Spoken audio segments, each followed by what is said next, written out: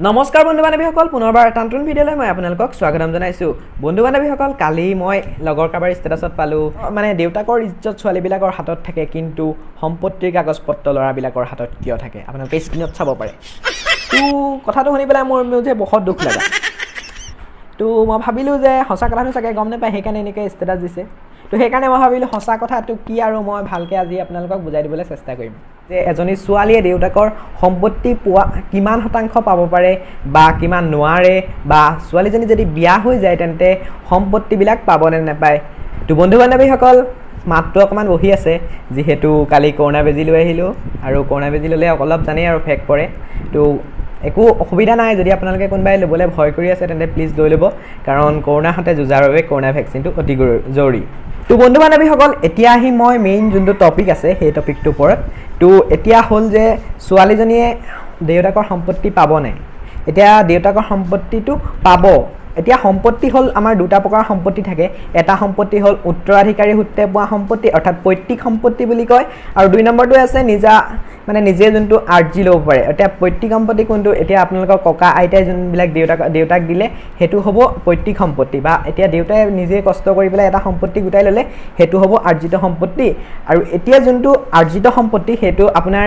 দেউতাই আপোনাক বা আপুনি ছোৱালী হয় বা ল'ৰা হয় সেইটো কথা নাই যদি ইচ্ছা থাকে দিব পাৰে যদি ইচ্ছা নাথাকে আপুনি নিদিলেও কোনো ধৰণৰ এপিল কৰিব নোৱাৰে কিন্তু যদি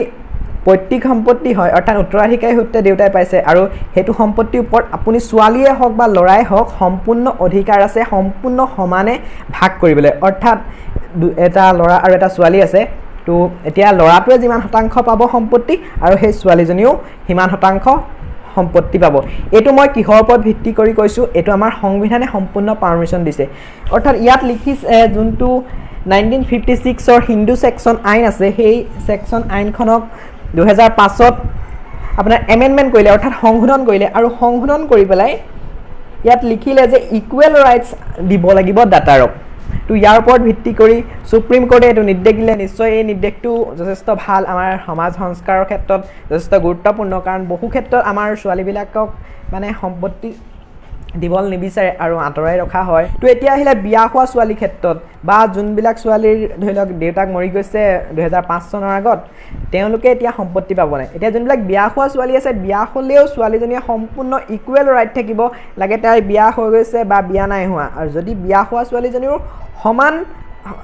আপোনাৰ মাৰ ঘৰখনৰ ওপৰত সম্পূৰ্ণ অধিকাৰ আছে আপুনি সম্পূৰ্ণ বিচাৰিব পাৰে যদি কোনোবাই দিব নিবিচাৰে তেন্তে আপোনালোকে কোৰ্টত গৈ পেলাই এপিল কৰিব পাৰে আৰু কোৰ্টত এপিল কৰিলে আপোনালোকক আপোনাৰ সম্পত্তিৰ সম্পূৰ্ণ অধিকাৰ কোৰ্টে দিবলৈ